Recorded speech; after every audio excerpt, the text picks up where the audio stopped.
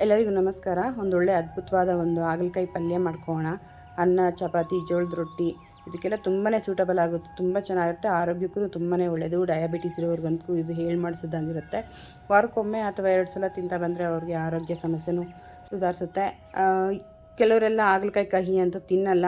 ಈ ರೀತಿ ಒಮ್ಮೆ ಮಾಡಿಕೊಡಿ ಅಥವಾ ಮಾಡ್ಕೊಂಡು ತಿನ್ನಿ. ತುಂಬಾ ಚೆನ್ನಾಗಿರುತ್ತೆ. ಎಳ್ಳಷ್ಟು ಸಹ ಕಹಿ ಬರಲ್ಲ. ನಾನು 1 kg ಹಾಗಲಕಾಯಿ ಪಲ್ಯಕ್ಕೆ ತೋರಿಸ್ತಾ ಇದ್ದೀನಿ.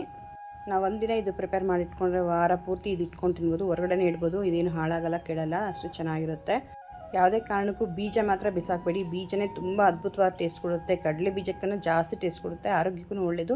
ಕ್ರಿಸ್ಪಿಯಾಗಿರುತ್ತೆ, ತುಂಬ ಟೇಸ್ಟಿಯಾಗಿರುತ್ತೆ. ಮಾಡ್ಕೊಳ್ಳಿ. ಒಂದು 4-5 ಸ್ಪೂನ್ ಎಣ್ಣೆ ಹಾಕ್ಕೊಂಡು ಇದನ್ನ ಚೆನ್ನಾಗಿ ಫ್ರೈ ಮಾಡ್ಕೊಳ್ಬೇಕು. ಸಣ್ಣ ಸಣ್ಣ ಕಟ್ ಮಾಡಿ ಹಾಕ್ಕೊಳ್ಳಿ. ಆವಾಗ ಚೆನ್ನಾಗಿ ಫ್ರೈ ಆಗುತ್ತೆ. ದಪ್ಪ ದಪ್ಪ ಇದೆ, ಸ್ವಲ್ಪ ಲೇಟ್ ಆಗುತ್ತೆ. ಸೊ ಚೆನ್ನಾಗಿ ಫ್ರೈ ಮಾಡ್ಕೊಳ್ಬೇಕು. ಇದನ್ನು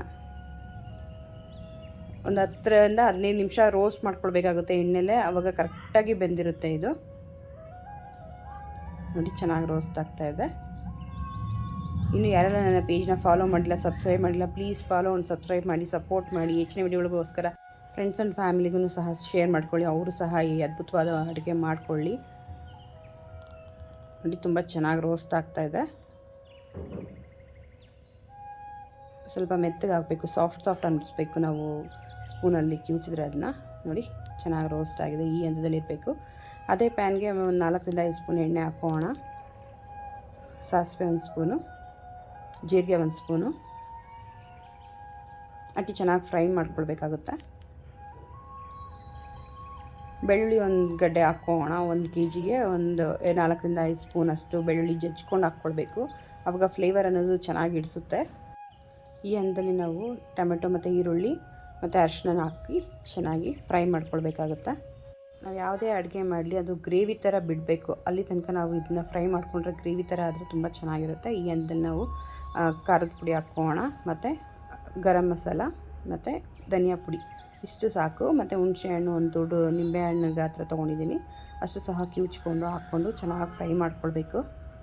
ಈ 3 ಮಸಾಲೆಗಳು ತುಂಬಾ ಅದ್ಭುತವಾದ ಟೇಸ್ಟ್ ಕೊಡುತ್ತೆ. ಇದರಲ್ಲಿ ತುಂಬ ಚೆನ್ನಾಗಿರುತ್ತೆ. ಸ್ವಲ್ಪ ಹುಣಸೆಹಣ್ಣು ಸ್ವಲ್ಪ ಸೈಡ್ಗೆ ಹಾಕ್ಕೊಂಡು ನೀರಿನಂಶ ಹೋಗೋ ತನಕ ಫ್ರೈ ಮಾಡಿಕೊಂಡು ಎಲ್ಲ ಒಟ್ಟಿಗೆ ಮಿಕ್ಸ್ ಮಾಡ್ಕೊಳ್ಳೋಣ. ಮೊದಲೇ ಹೇಳ್ದಂಗೆ ಹುಣಸೆಹಣ್ಣು ಟೊಮೆಟೊ ಎರಡೂ ಸೇರಿದ್ರೆ ತುಂಬಾ ಅದ್ಭುತವಾದ ರುಚಿ ಕೊಡುತ್ತೆ. ಎಳ್ಳಷ್ಟು ಸಹ ಕಹಿ ಕೊಡಲ್ಲ ಹಾಗಲಕಾಯಿ. ಒಮ್ಮೆ ಟ್ರೈ ಮಾಡಿ ಈ ವಿಧಾನದಲ್ಲಿ. ಪದೇ ಮಾಡಿಸ್ಕೊಂಡು ತಿಂತಾ ಇರ್ತಾರೆ, ಮತ್ತು ಮಾಡ್ಕೊಂಡು ತಿಂತಿರ್ತಾರೆ. ಅಷ್ಟು ಚೆನ್ನಾಗಿರುತ್ತೆ. ಡಯಾಬಿಟಿಸ್ ಇರೋರಿಗಂತೂ ಇದು ಹೇಳಿ ಮಾಡಿಸ್ದಾಗಿರುತ್ತೆ. ನಿಜವಾಗ್ಲೂ ತುಂಬ ಅವ್ರಿಗೆ ಸಪೋರ್ಟ್ ಆಗುತ್ತೆ ಇದು.